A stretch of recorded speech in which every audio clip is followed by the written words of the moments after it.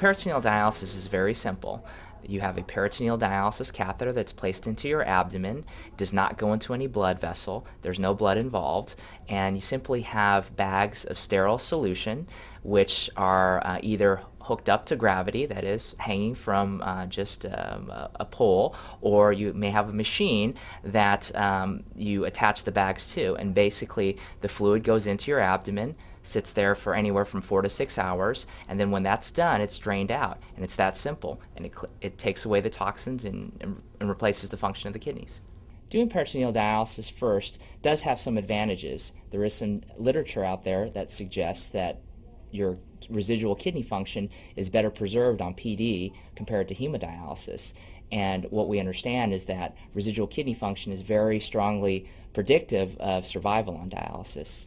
Because I operate bucket trucks, boom trucks, and stuff like that, and you have to have a Class A CDL license, and my physical showed that I had protein in my urine. They discovered that I had FSGS, which is focal segmental glomerulosclerosis. When I was in center doing hemodialysis, I had to really regulate all of my fluid intake. I would only chew 3 glasses of ice a day.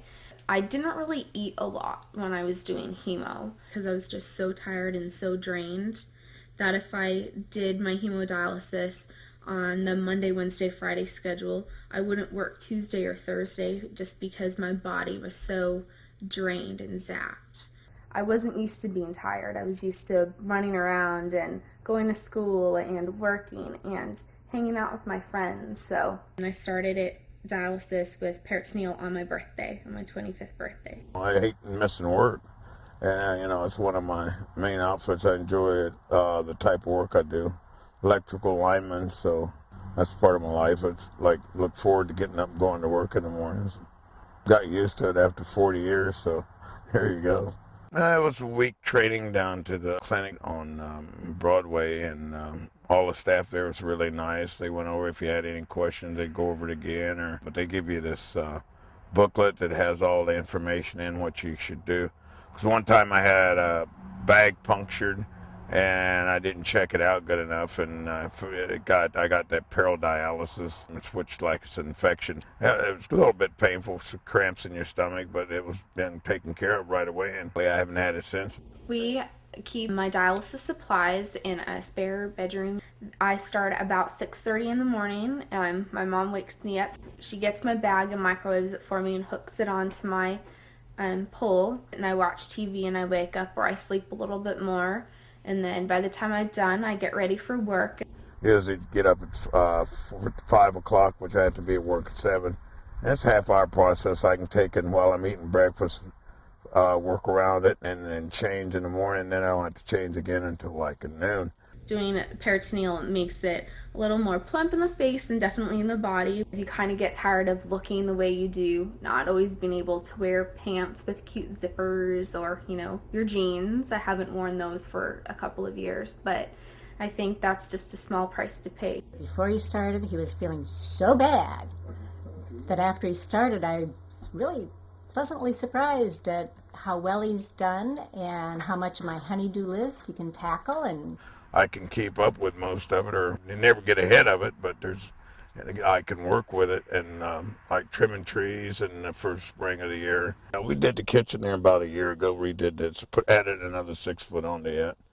Kind of like jack of all trades, master of none. I can basically, through the years, have built a lot of stuff, tore up a lot of stuff, so tear it up, then I have to fix it up. I work from 9:30 in the morning until 7:30 so I can get my full 8 hours in with my 2 exchanges. It's a long day, but I stay pretty busy. It goes by pretty fast. And then I get off at 7:30 at work, and I do my last exchange at 10. On peritoneal, my energy is amazing. I love, the feeling. Even though I'm tired by the end of the day because I have a 10-hour work day, I'm able to come home, spend time with my mom. We play games, and so it's just nice to be able to not be tired, feel that fog. I love it having an animal. She's not near me when I'm doing my connection, but while I'm doing the actual exchange, she'll come and keep me company. and then she'll just jump off the couch when I'm ready to unhook. After I get my transplant, I plan to go back to school and get my degree in criminal justice and linguistics before going to law school, so I can get my degree in entertainment law. He's got so much energy that I can't keep up with him a lot of times. So I'm very surprised after the initial, this is what kidney failure is, to this is what you can do on dialysis.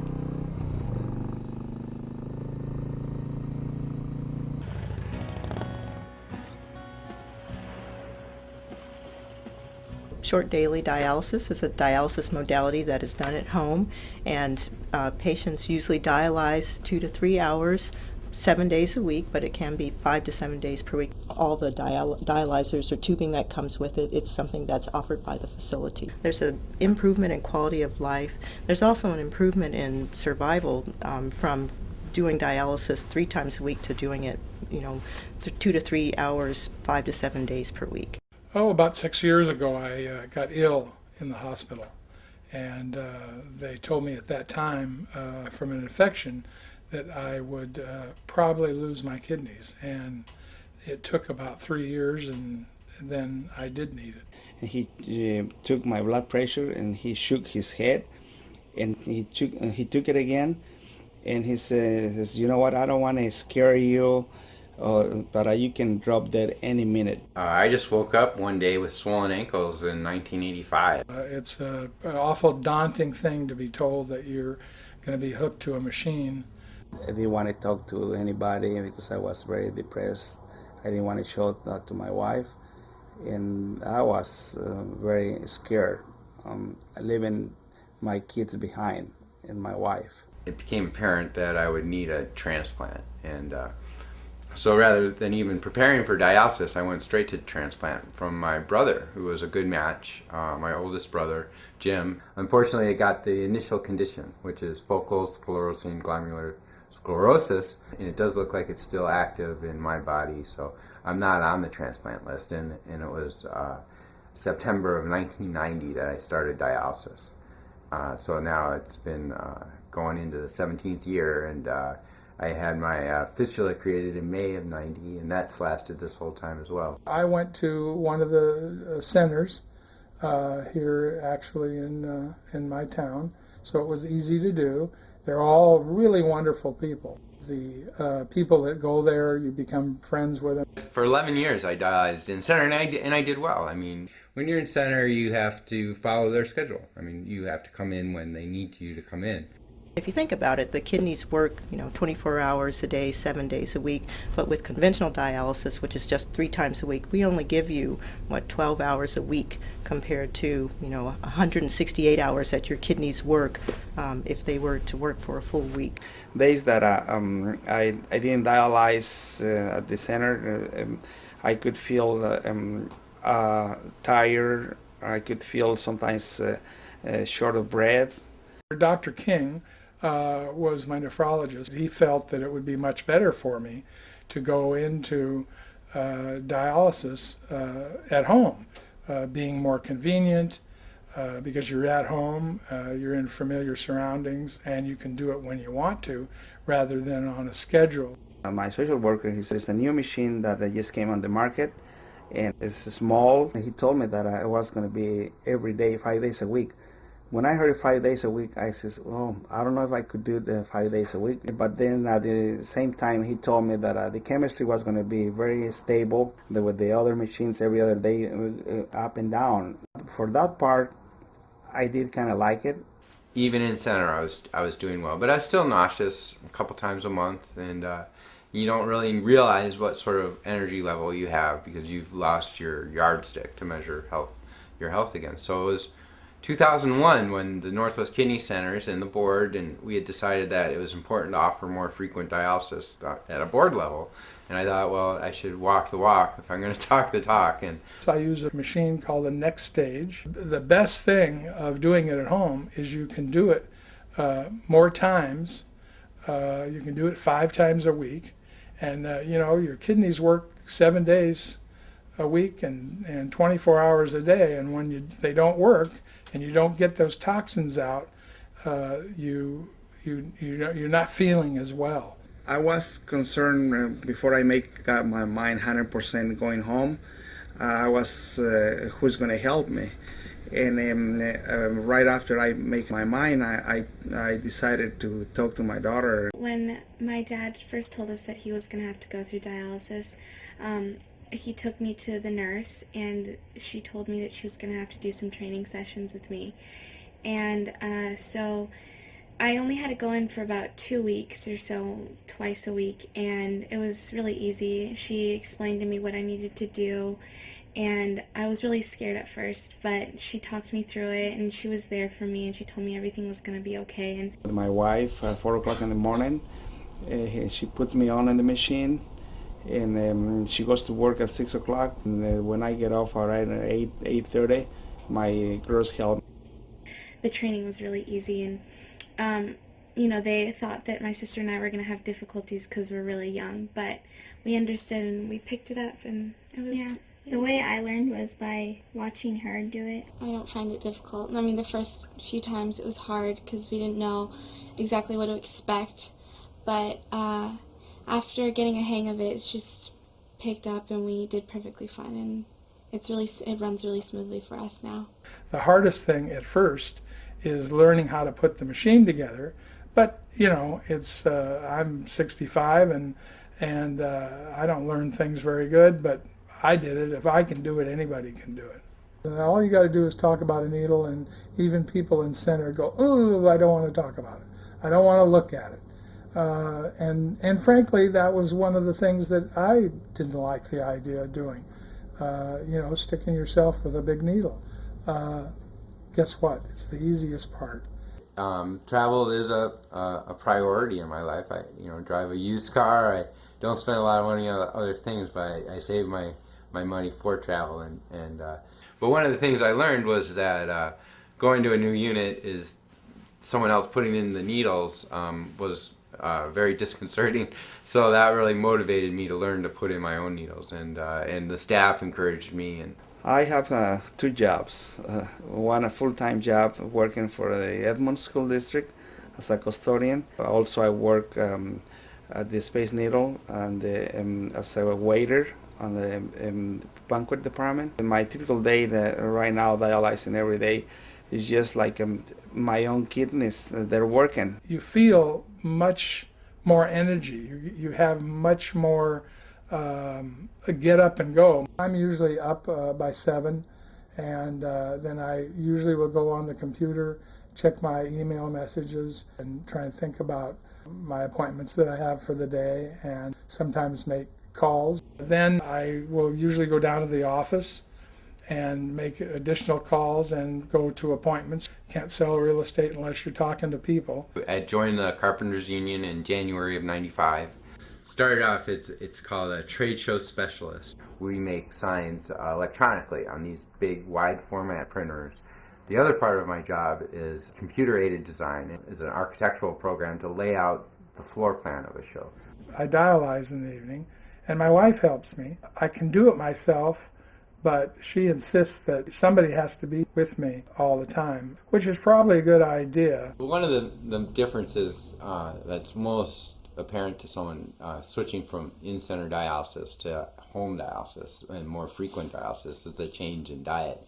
So it was mostly just thinking that I had to avoid fruits and vegetables or avoid nuts, and it was all about things I couldn't have. And as I switched to more frequent dialysis, I could reintroduce these things to my diet, and I didn't have to say no to fruits, and I could eat a banana. I could have some ice cream, and so the diet's just much more liberal, and the fluid restrictions are much less.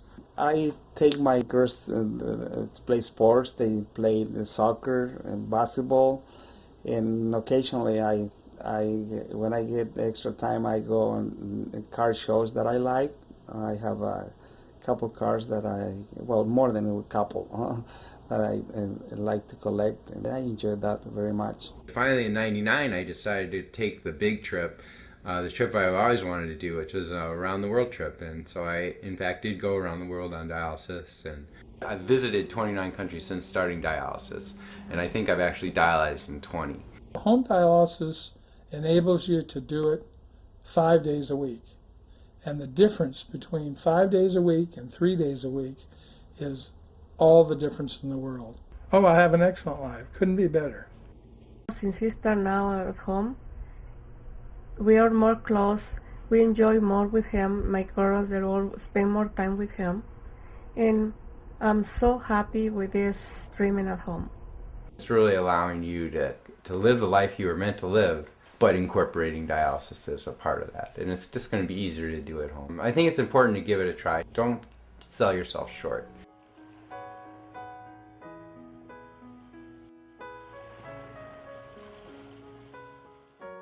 Nocturnal dialysis is dialysis done overnight, and it's generally done 3 or more times a week, as many as 7 times a week. If you do long nocturnal dialysis, nightly dialysis, you can eat basically a normal diet. My whole life has been hunting, fishing, and trapping. I mean, that's been my life. I fish and hunt with my husband, and we like to travel some. We've been married for 56 years. After I found out that I had amyloidosis, which took my kidneys, why they just plain flat told me that how it was and what my life expectancy would probably be. At that time, it was 8 years, is what they told me. Well, I've outlived that 3 times already. He started out at right on the nocturnal dialysis in the center, and I'd get him there about 8:30, and get up and go and get him at 5 o'clock in the morning. And then we would, most of the time, I'd just drive straight home from that. So I was on the road for another couple hours. And the price of gasoline alone was a burden on us. Say nothing about the wear and tear on our bodies, which is worse yet. I don't know how my wife ever got through that. I mean, that was terrible for her. Dr. Overmiller said, we can get you hooked up at home if we can get your wife to run the machine and stuff for you. Well, I said, that sounded pretty good to me until I seen the book. You know, this thing is this thick. I had no medical background whatsoever. I worked for Nally's Potato Chips in Spokane for 25 years. There was a lot of learning, book to read, notes helped. I have a number that I can page. My nurse, Brandy, she calls me right back, and it's, you know, it can rock me through it like the other night. The access to catheter on the venous side was plugged and it wasn't working right. So I called her and remembered what to do and walked me through it. I do the nocturnal dialysis every other night. One of the main advantages of both short daily and long nightly dialysis, in other words more frequent dialysis, is that the episodes that so commonly occur in dialysis patients who dialyze in a center, such as low blood pressure, cramps, and feeling rotten after dialysis, just disappear. It's better having it at night because it's more natural. It's a little work, but I turn the machine on water filter first and make sure that it says okay to use it. I come back in the kitchen and do something other, and then I go back in. Well, I've seen her baking pies and bread at the same time while she's cooking supper and getting dialysis ready. It takes me maybe an hour to get things started, you know, to get going on it. But it would be more work not to have it at home. There is no comparison. The home thing is what it's all about to me.